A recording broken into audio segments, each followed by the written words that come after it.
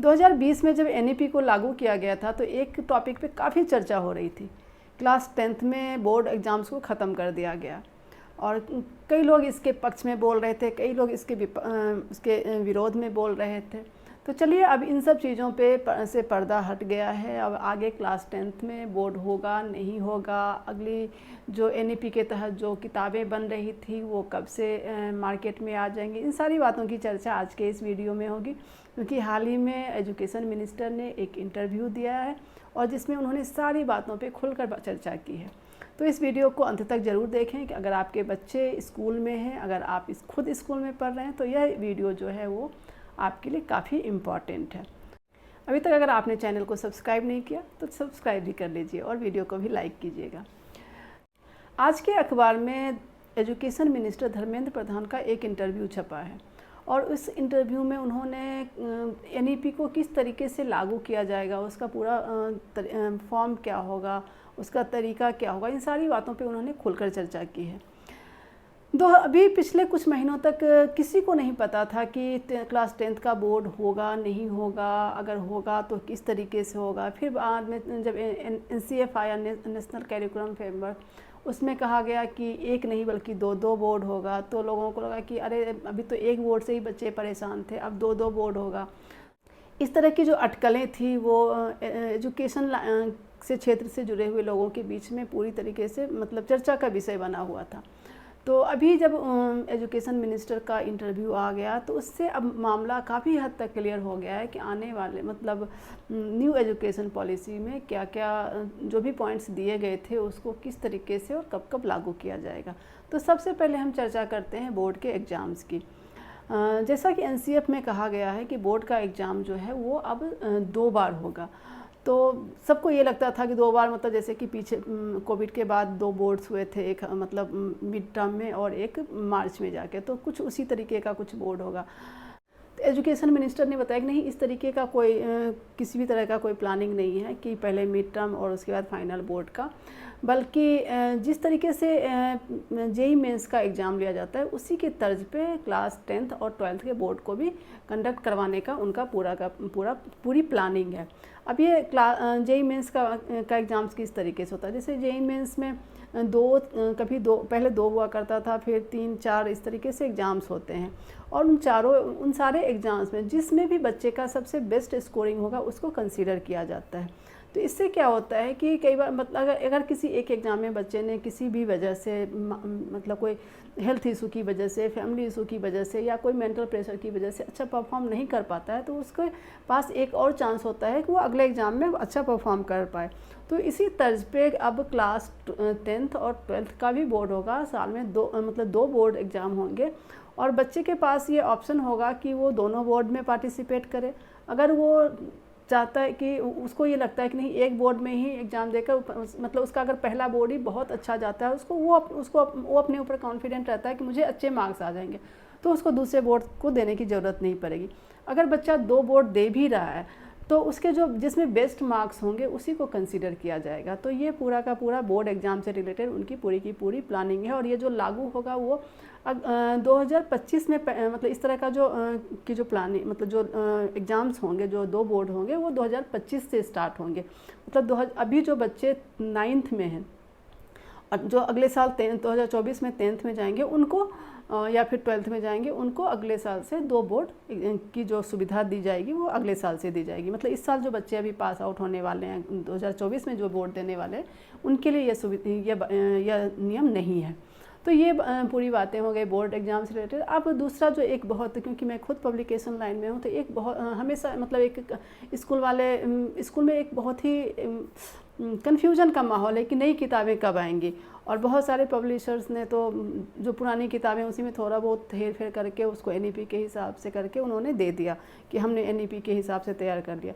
लेकिन एनईपी के हिसाब से जो किताबें सबसे पहले एनसीईआरटी तैयार करती है, एनसीईआरटी के तैयार करने के बाद फिर प्राइवेट पब्लिशर्स उसके बेसिस पे किताबें तैयार करते हैं। तो एनसीईआरटी की किताब कब आएगी और किस क्लास की किताब आएगी, तो इस सवाल के जवाब में मिस्टर प्रधान ने कहा कि जैसे कि जो नर्सरी एलकेजी यूकेजी को पहले ये फॉर्मल एजुकेशन में नहीं था, अब इसको भी फॉर्मल एजुकेशन में कर दिया। इस तरीके से स्कूल एजुकेशन जो है वो 15 साल का अब हो गया। तो स्टार्टिंग के जो 5 साल का जो कैरिकुलम फ्रेमवर्क है और जो भी टीचिंग लर्निंग मटेरियल्स है वो रेडी हो चुका है, तो वो तो ऑलरेडी अवेलेबल है। अभी 2 महीने पहले मतलब कि अगस्त में जो उसके बाद का जो क्लासेस हैं, मतलब क्लास 3 से लेके क्लास 12 तक का जो NCF है, नेशनल कैरिकुलम फ्रेमवर्क, वो उसको लागू किया गया और उसको रिव्यू के लिए दिया गया। फिर उस पर बहुत सारे जो ओपिनियंस आए वो सब आए और उसी के बेसिस पे मतलब जो बुक्स तैयार किए जा रहे हैं, जो सिलेबस तैयार किया गया फिर उसके ऊपर बुक्स तैयार किए जा रहे हैं। तो वो बुक्स जो है वो 2024 में मार्केट में आ जाएगा। मतलब 2024 में जो बच्चे नई क्लास में जाएंगे उनमें से कुछ क्लास के बच्चों को नई किताबें मिलेगी जो कि NEP के ऊपर बेस्ड होगा। अब वो कौन कौन सी क्लास हैं जिनको नई किताबें मिलेगी जो NEP के बेस पे, तो वो क्लास हैं क्लास 3 से लेके 6 तक के बच्चों की नई किताबें आ जाएंगी। क्लास 3 से 6 तक के बच्चों की नई किताबें आ जाएंगी। इसके अलावा 9th और 11th के बच्चों की भी नई किताबें आएंगी। मतलब क्लास 3 से 6 और 9th और 11th के बच्चों की नई किताबें 2024 से लागू हो जाएंगी। वहीं 2025 में जो जिन क्लास की नई किताबें आएंगी उनमें है क्लास 7th 8th और 10th और 12th। इन चारों क्लास की नई किताबें जो हैं NEP के ऊपर बेस्ड जो बुक्स हैं वो 2025 में आएंगी। इसके पीछे ये लॉजिक दिया गया कि जो बच्चे अभी पढ़ रहे हैं उनके मतलब वो पुराने ढर्रे पे ही उनकी पढ़ाई होगी, मतलब पुराने सिलेबस के हिसाब से ही उनकी पढ़ाई होगी। लेकिन जो बच्चे नई क्लास में जाएंगे, जैसे मान लीजिए कि जो बच्चा अगले साल 9th में जाएगा तो उसको नई किताब दी जाएगी, तो और लेकिन जो बच्चा अगले साल 10th में जाएगा तो वो तो पुराने सिलेबस के हिसाब से ही पढ़ चुका है 9th, तो उसको उसके 10th को डिस्टर्ब नहीं किया जाएगा, बल्कि उसके 10th पुराने सिलेबस के हिसाब से ही वो पढ़ाई करेगा। तो इसलिए तो जो बच्चे अगले साल 9th में जाएंगे उनको नई किताब मिलेगी और फिर वो अगले साल उसके बाद 2025 में वो 10th में जाएंगे तो उनको वो पूरी तरीके से उनका जो एजुकेशन होगा वो नई सिलेबस के हिसाब से होगा। और यही जो लॉजिक है वो नीचे के क्लास के बच्चों के लिए भी लगाया गया है। एक तीसरा जो काफ़ी कन्फ्यूजन वाला, एक काफ़ी चर्चा का विषय वाला एक टॉपिक था, वो था लैंग्वेज को लेकर कि कई बार हुआ कि जो उनका मदर टंग है उसमें बच्चों को पढ़ाया जाए, तो इसका काफ़ी विरोध हुआ, क्योंकि जो हिंदी भाषी क्षेत्र है वहाँ के पेरेंट्स ये चाहते हैं कि उनके बच्चे को स्कूल में इंग्लिश में पढ़ाया जाए, वो इंग्लिश स्कूल में का एक बहुत बड़ा क्रेज है। तो सीधी NEP में है कि जो मोड ऑफ इंस्ट्रक्शन होगा वो मदर टंग ही होगा। अब स्कूल अपने लेवल पे क्या करता है, पेरेंट्स के क्या डिमांड है वो एक अलग मसला है, लेकिन जो गवर्नमेंट की जो डॉक्यूमेंट्स है उसमें यही लिखा गया है कि जो मोड ऑफ इंस्ट्रक्शन होगा वो नेटिव लैंग्वेज होगा, जो उनका मदर टंग है वही होगा। इसके क्लास 6 से 10th तक के बच्चों को 3 लैंग्वेज पढ़ना अनिवार्य होगा। एक तो हो गया हिंदी, संस्कृत और एक कोई फॉरेन लैंग्वेज। मतलब क्लास 6 से लेकर 10th तक के बच्चे 3 लैंग्वेज पढ़ेंगे और क्लास 11th और 12th के बच्चे जो हैं वो 2 लैंग्वेज पढ़ेंगे। जैसे अभी आप सिर्फ एक लैंग्वेज पढ़ते हो, जैसे सिर्फ मैक्सिमम बच्चे जो मतलब खासकर जो बड़े शहरों के बच्चे होते हैं वो हिंदी जनरली अडॉप्ट नहीं करते हैं, मतलब 11th-12th से में हिंदी छोड़ देते हैं। तो उनको एक तो अपना इंडियन लैंग्वेज कोई रखना होगा, दूसरा कोई फॉरेन लैंग्वेज। तो क्लास 11th-12th के बच्चों को मिनिमम 2 लैंग्वेज तो पढ़ना ही पड़ेगा और उससे नीचे के क्लास के बच्चों को 3 लैंग्वेज पढ़ना पड़ेगा। तो ये लैंग्वेज की बात हो गई। तो उसके बाद जो चौथा पॉइंट उन्होंने बताया वो कि जो कमिंग ईयर्स है, जो 2024 से जो जब NEP को फुल फ्लेज लागू कर दिया जाएगा, तो जो सिलेबस है, जो पूरा का पूरा कैरिकुलम होगा वो उसमें काफ़ी कुछ चेंजेज आएगा। तो रेगुलर बुकिश नॉलेज के साथ साथ स्किल बेस्ड एजुकेशन को भी प्रमोट किया जाएगा और स्किल एजुकेशन को एक फॉर्मल सब्जेक्ट के रूप में इंट्रोड्यूस किया जाएगा।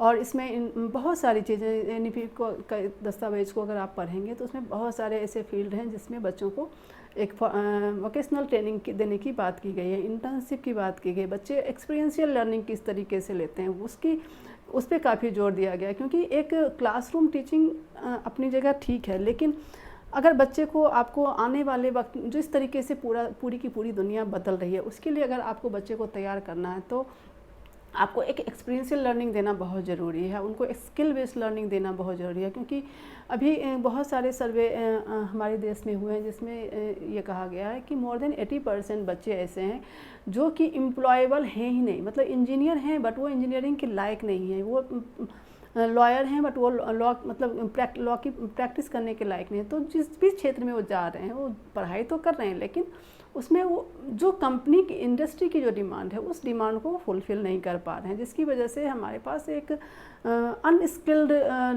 मतलब वर्कफोर्स की पूरी भीड़ खड़ी हो गई है।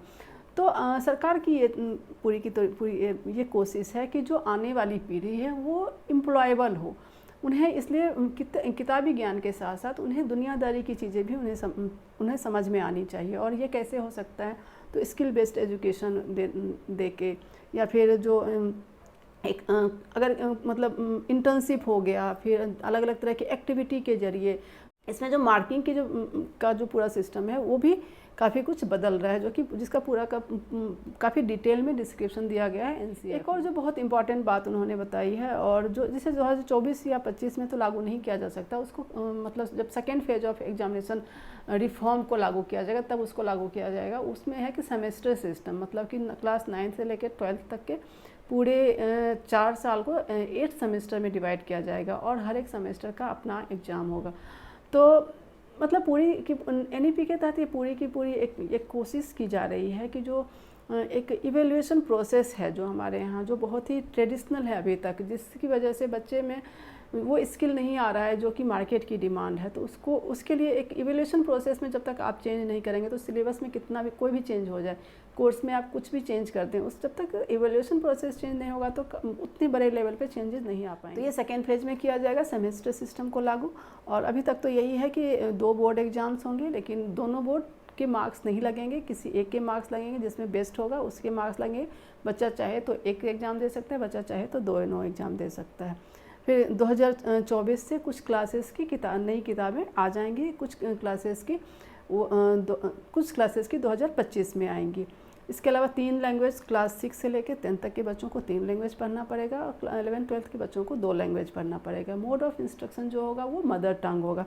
तो ये सारी जो एक इम्पॉर्टेंट बातें थी वो मैंने सोचा आप लोगों को बता दूँ। आज के वीडियो में बस इतना ही था बताने को, और अगले वीडियो में फिर से कुछ एक बेहतरीन एजुकेशन न्यूज़ लेकर आप लोगों के सामने आऊँगी। इसलिए अगर आपको अप टू डेट रहना है तो चैनल को सब्सक्राइब कीजिए, वीडियो को लाइक कीजिए। फिर मिलते हैं नए वीडियो में, तब तक के लिए जय हिंद।